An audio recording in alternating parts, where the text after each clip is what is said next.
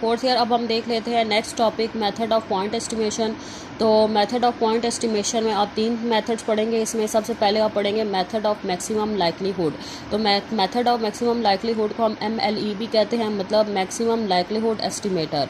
ठीक है, तो ये आपका इंपॉर्टेंट मेथड है, जो फर्स्ट मेथड है ये आपका इंपॉर्टेंट है, the method of maximum likelihood. इसे हम क्या कहते हैं, MLE। इसके MLE के काफ़ी क्वेश्चन आपके पेपर में आते हैं।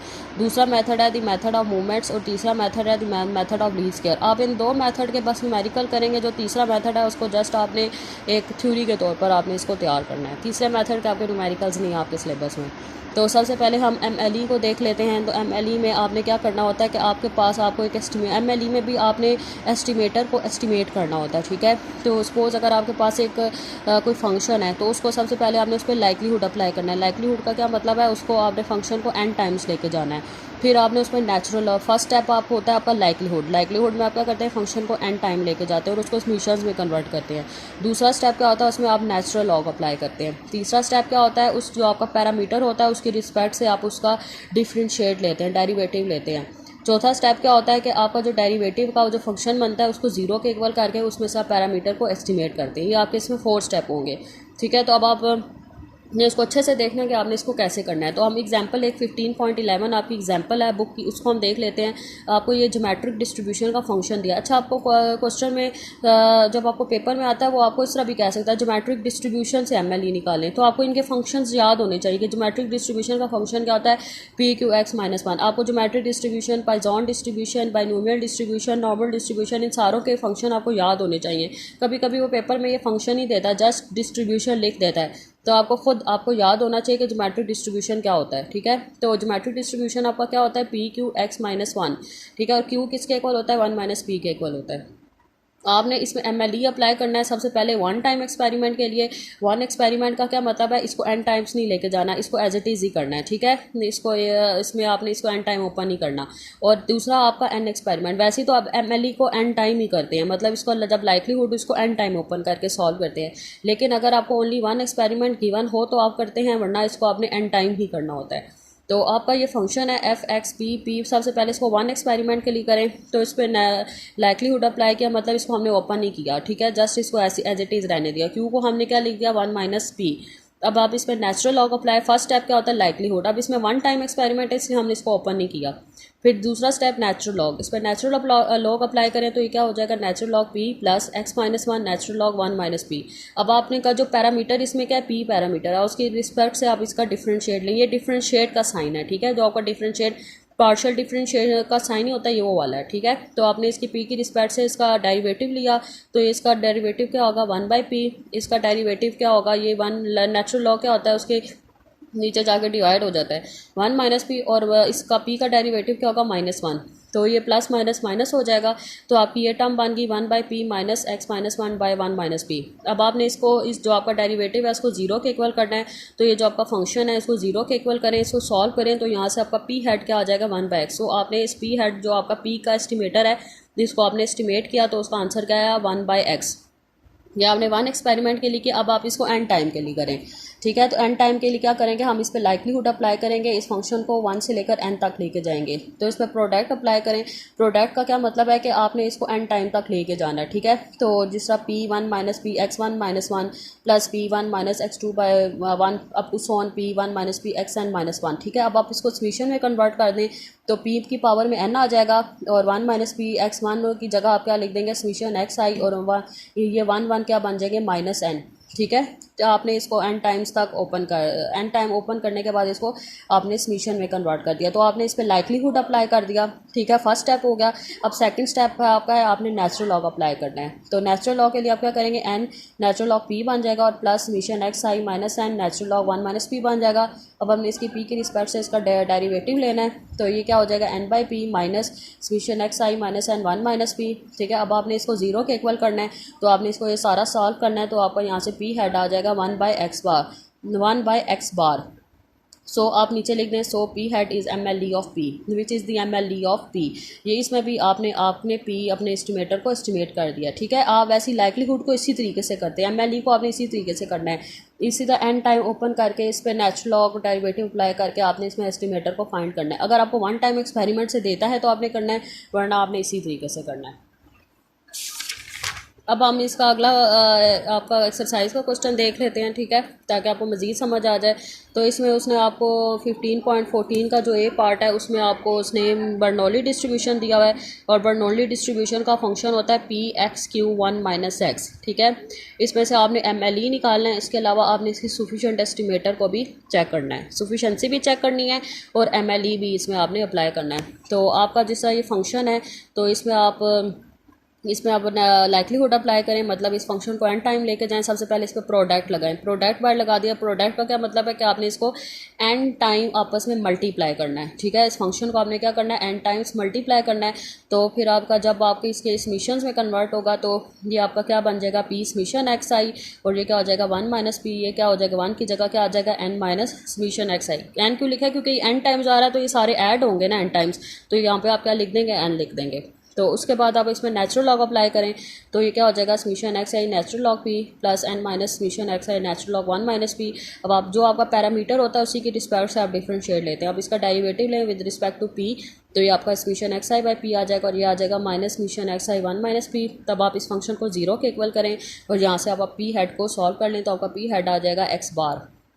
सो आप नीचे लिख दें which is M L E of P, ठीक है। ये आपका इंपॉर्टेंट क्वेश्चन है, ठीक है, आपने इसके उसको अच्छे से देखना है।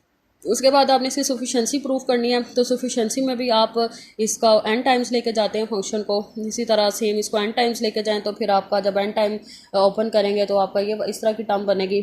तो अब आप इसमें समीशन एक्स आई को डिवाइड और मल्टीप्लाई कर दें, ठीक है, ताकि हम अपने जो है उसको एक पैरामीटर में वेरिएबल में इसको शो कर सकें, ठीक है।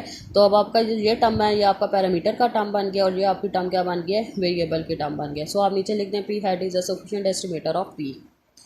अब आप 15.15 जो आपका क्वेश्चन है ये बाइनोमियल का क्वेश्चन है, ये बाइनोमियल का फंक्शन है, ठीक है। आपने इसका एक तो सिंगल ऑब्जर्वेशन से भी इसको करना है, मतलब इसको ओपन नहीं करना, जस्ट इसको एज इट इज़ रहने दें, नेचुरल अप्लाई करें, इसको डिफ्रेंशिएट करें विद रिस्पेक्ट टू पी, एंड उसके बाद इसका पी को आप इसमें से एस्टिमेट करें, फिर उसको एन टाइम तक लेके जाएं दूसरे पार्ट में, और फिर उसका नेचुरल लॉग लें, आपको उसका derivative with respect to P, और फिर इसमें से आप पी को फाइंड कर लें। ये आपने खुद करना है। 15.16 ये आपका इंपॉर्टेंट है एक्सरसाइज का क्वेश्चन। ये आपने नॉर्मल डिस्ट्रीब्यूशन का क्वेश्चन है कि आपने, ये आपकी नॉर्मल डिस्ट्रीब्यूशन है, नॉर्मल डिस्ट्रीब्यूशन का आपने एम एल ई निकालना है। ये आपकी एग्जाम्पल 15.15 भी इसमें आ जाती है, एग्जाम्पल 15.15 भी आ जाती है, और आपका एक्सरसाइज का क्वेश्चन 15.6 का ये ए पार्ट है, ठीक है।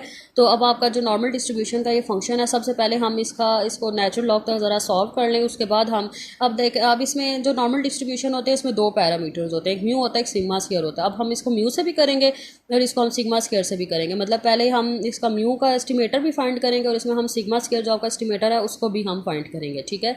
तो सबसे पहले हम इसको नेचुरल लॉग तक ज़रा सॉल्व कर लें, फिर उसके बाद हम इसका डिफरेंशिएट दोनों की रिस्पेक्ट से लेंगे।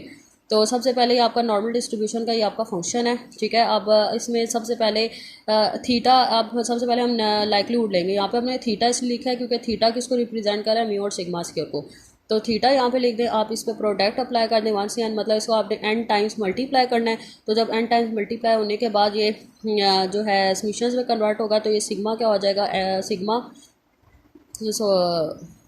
ये यहाँ पे ये सिग्मा स्क्वायर हो जाएगा, ठीक है, सिग्मा स्क्वायर। अभी इसमें मैंने n नहीं लगाया, ठीक है, तो ये n/2 दूसरा बाद में बनेगा, ये हो जाएगा 1 बाई सिग्मा स्क्वायर 2 पाई, और इसमें क्या आ जाएगा n/2, और ये क्या हो जाएगा e की पावर, यहाँ पे क्या आ जाएगा summation x i minus mu का whole square divided by 2 sigma square. अब आप इसमें नेचुरल लॉग अप्लाई करें, ठीक है। तो ये नीचे डिवाइड हो रहे हैं, तो जब ये ऊपर जाएंगे तो ये -1 बन जाएंगे, -n/2 नेचुरल लॉग 2 पाई और -n/2 natural log sigma square, ठीक है। और ये क्या हो जाएगा माइनस, ये आपकी टर्म इस तरह यहाँ पे आ जाएगी, -1/2 sigma square summation x i minus mu का होल स्क्वायर और नेचुरल लॉग ई, और नेचुरल लॉग ई किसके इक्वल होता है, 1 के इक्वल होता है। सो अब आपका नेचुरल लॉग एल थीटा क्या बन गया, -n/2 natural log 2 pi -n/2 natural log sigma square -1/2 sigma square summation x i minus mu का होल स्क्वायर। सो अब आपने डेरिवेटिव लेना है विद रिस्पेक्ट टू म्यू, ठीक है। आपने म्यू की रिस्पेक्ट से डेरिवेटिव लेना है और सिग्मा स्क्वायर आपका इसमें नोन है।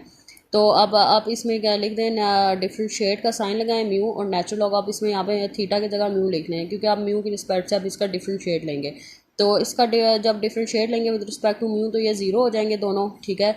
और ये क्या हो जाएगा -1/2 सिग्मा स्क्वायर। आप क्योंकि म्यू की रिस्पेक्ट से आप डिफरेंशिएट ले रहे हैं तो ये 2 इधर आ जाएगा, summation x i minus mu 2 -1 1 आ जाएगा। और म्यू का जब डेरिवेटिव अंदर से लेंगे तो ये -1 आ जाएगा, तो ये माइनस माइनस प्लस हो जाएगा, 2 2 कैंसिल हो जाएगा, ठीक है। और आपने डिफरेंशिएट लेना है क्योंकि आपकी दो टर्म्स बनी है 1/सिग्मा स्क्वायर, और ये हमने जो टर्म लेनी हमने ये वाली टर्म यूज़ करनी है। तो summation x i minus mu को ज़ीरो के इक्वल करें, और जब आप इसका समीशन ओपन करेंगे तो ये क्या होगा, समीशन एक्स आई ये क्या हो जाएगा n mu is equal to zero, और एन म्यू उधर जाके माइनस होगा तो यहाँ से म्यू हेड आपका आ जाएगा एक्स बार।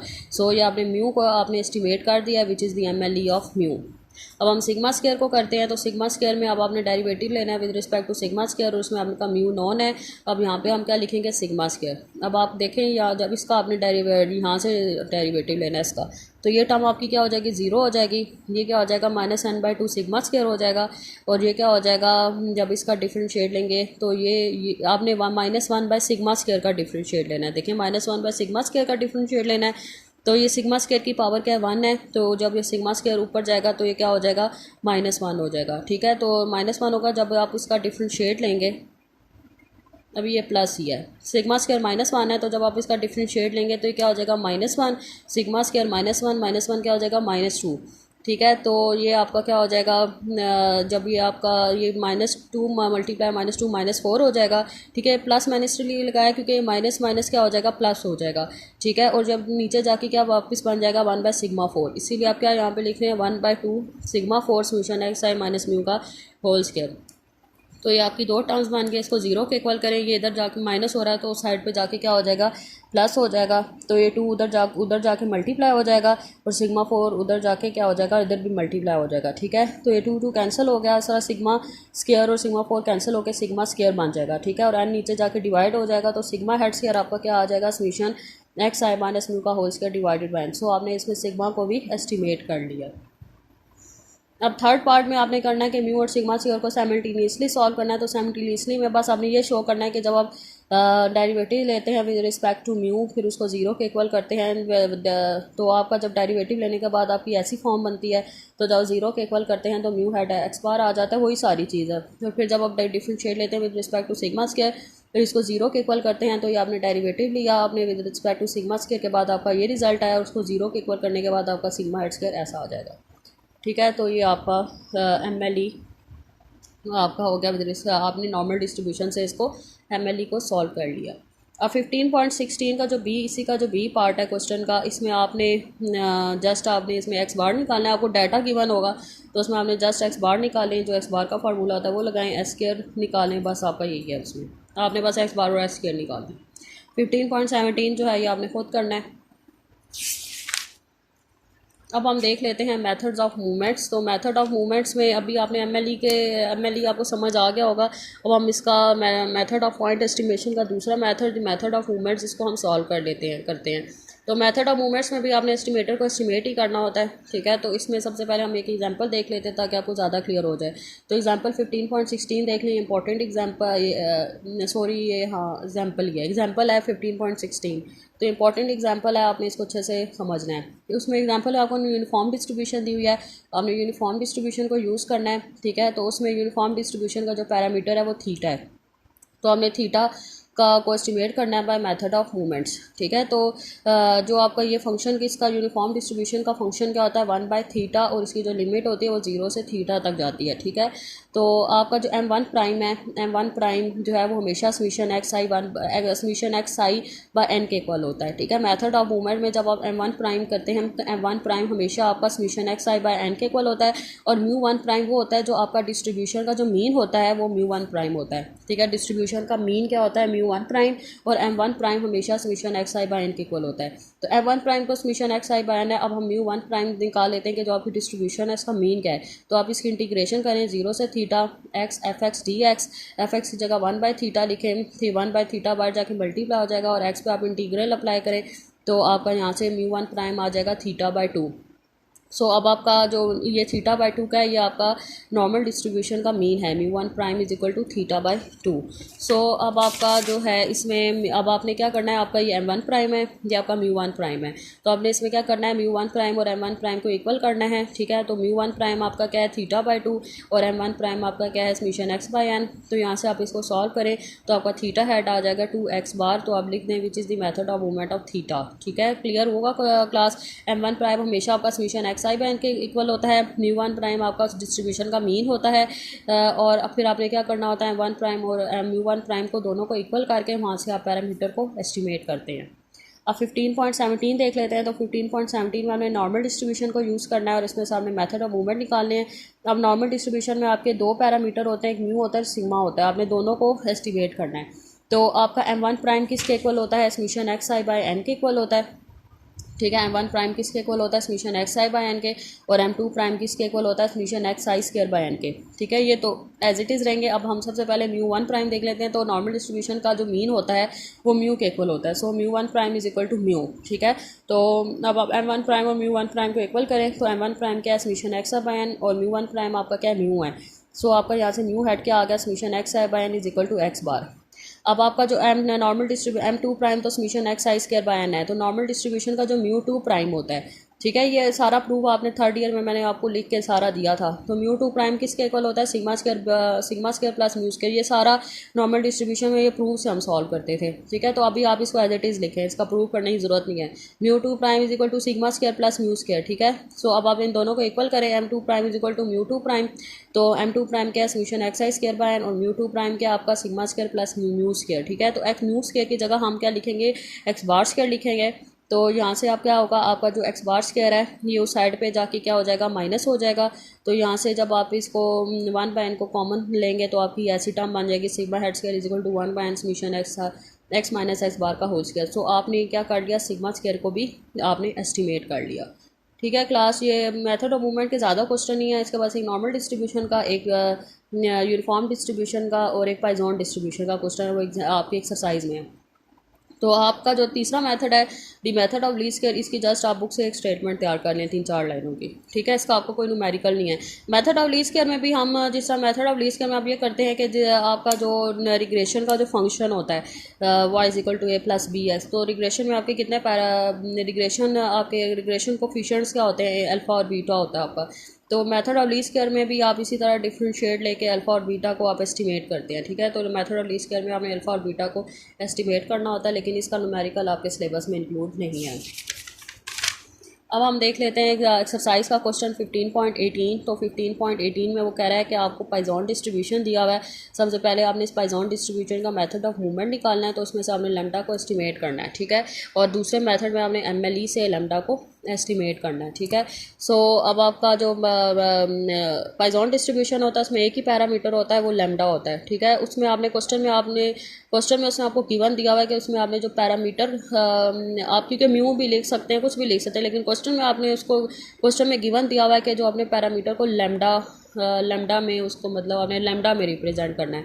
तो इसीलिए हम पैरामीटर को लैम्डा में रिप्रेजेंट करें, ई की power minus lambda x divided by x का फैक्टोरियल।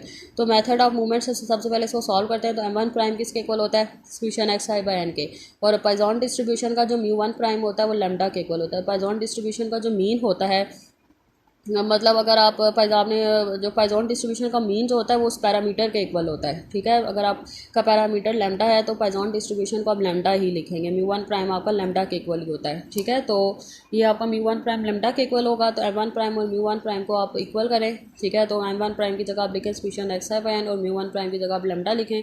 सो लैम्डा हेड आपका आ जाएगा summation x i by n is equal to x bar. तो आपने मेथड ऑफ मूवमेंट से लैम्डा को एस्टिमेट कर दिया। अब मेथड ऑफ मैक्सिमम लाइक्लीहुड से करते हैं। तो सबसे पहले आप इस पर लाइक्लीहुड अप्लाई करें, इस पर प्रोडक्ट का साइन लगाएं, इसको एन टाइम्स आपने मल्टीप्लाई करना है। तो एन टाइम्स मल्टीप्लाई करने के बाद इसको समीशंस में कन्वर्ट करेंगे तो ई की पावर माइनस एन लैम्डा बन जाएगा, ये लैम्डा समीशन एक्स आई बन जाएगा, और इसको एन टाइम ओपन कर देंगे, x1 फैक्टोरियल अप टू सोन एक्स एन फैक्टोरियल। अब इस पर आप नेचुरल लॉग अप्लाई करें तो ये क्या हो जाएगा, minus n lambda natural log e plus summation x i natural log lambda, और इन सब पे भी ये ऊपर जाके माइनस हो जाएंगे। तो ये minus natural log x1 factorial minus natural log x2 factorial up to सोन नेचुरल लॉग xn फैक्टोरियल, ठीक है। तो नेचुरल लॉग ई किसके इक्वल होता है, 1 के इक्वल होता है। तो यहाँ पे आप 1 लिखते हैं, ठीक है। अब आप क्या करेंगे, डिफ्रेंशिएट करेंगे विद रिस्पेक्ट टू लेमडा।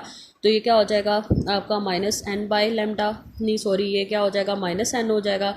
ठीक है, ये सारे आपके, ये आपका क्या हो जाएगा summation x i by lambda हो जाएगा। ठीक है, और ये सारे आपके क्या हो जाएंगे, ज़ीरो हो जाएंगे। सो ये क्या आ गया minus n plus summation x i by lambda. अब आपने इसको जीरो के इक्वल करना है। तो यहाँ से आपने इसको जब सॉल्व किया तो आपका लेमडा है इसमें भी क्या आ गया एक्स बार। तो आप ये लिख दें which is the M L E of lambda. आज का आपका लेक्चर यहीं तक था। अब आप इसकी डायरी नोट कर लें। आपने एक्सरसाइज ये जो क्वेश्चन है 15.10 टू 15.18 आप इसको अच्छे से करें, अपने रजिस्टर्स पर उतारें। और ये जो आपकी सारी एग्जांपल्स हैं, ये सारी इंपॉर्टेंट एग्जांपल्स, आपने इसकी सारी एग्जांपल्स भी अच्छे से देखनी है। ये जो आपका MLE है, MLE की जो एग्जांपल्स हैं ये मोस्ट इंपॉर्टेंट एग्जांपल हैं, सारी इंपॉर्टेंट हैं। आप इसको देखें, एग्जांपल्स को भी, एक्सरसाइज को भी। ठीक है, और आपको कोई चीज़ क्लियर अगर नहीं होती तो फिर आप मुझसे पूछ लें। अल्लाह हाफिज़।